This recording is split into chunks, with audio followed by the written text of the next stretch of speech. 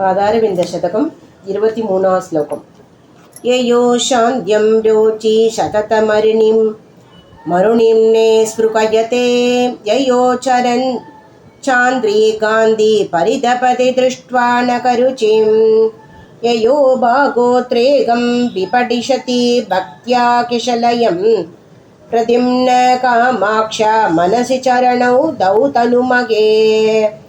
जगन्नेतं नेतं परमिति परित्यज्ययति पिगे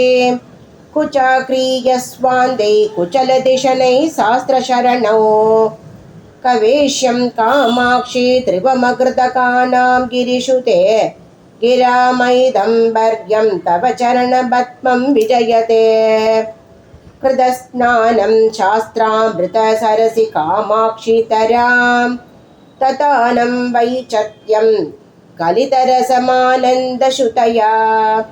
अलङ्कारं भूमे मुनिजनमनच्छिन्मयमः भयोदेरन्ध्रस्तं तव चरणरत्नं मृगयते मनोकेहे मोहोद्भवतिमिरपूर्णे मम मुहुः दरिद्राणि कुर्वन् दिनकरसहस्राणि किरणैः विदत्ता कामाक्षि प्रसृमर तमो वञ्चनजनक क्षणार्थं सान्निध्यं चरणमणिदीपो जननिते कवीनां चेतो वन्नकररुचिः सम्पर्कि विभुत श्रुवन्ते श्रोधोवत् पडुमुखरितं हंसकरवैः दिनारम्भ श्रीवन्नियतम् अरुणच्छायशुभकं मदन्दः कामाख्या स्फुरतु पदभङ्गेरुकयुकम् सदा किं सम्पर्कात् प्रकृतिकठिनैनाकिमुकुटैः तडैनीकाराद्रे अधिकमरुणा योगि मनसा विबिन्दे सम्मोहं चिचिरयति भक्तानभिदृशाम् अदृश्यं कामाक्षि प्रकटयति ते पादयुगलं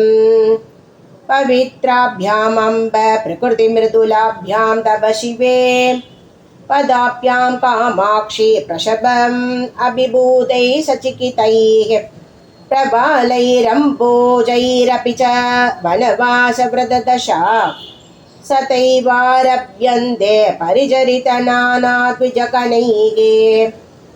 शिरादृश्या कंशैस्कदमपि सदा हंससुलभं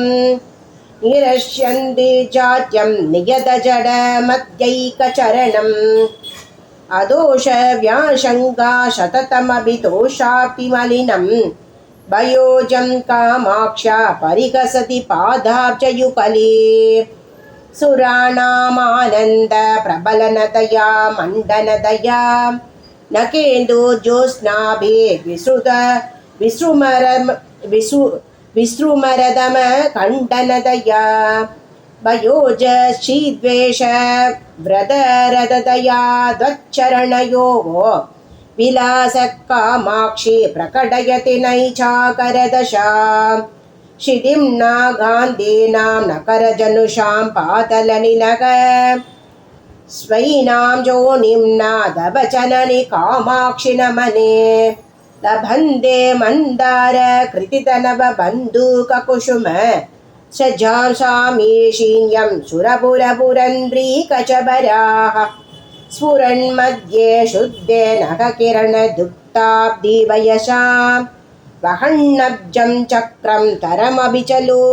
लेखात्मगतया श्रितो मात्स्यं रूपं श्रियमभिततानो निरुपमां धृतामा कामाक्षा पदनलिननामा विजयते।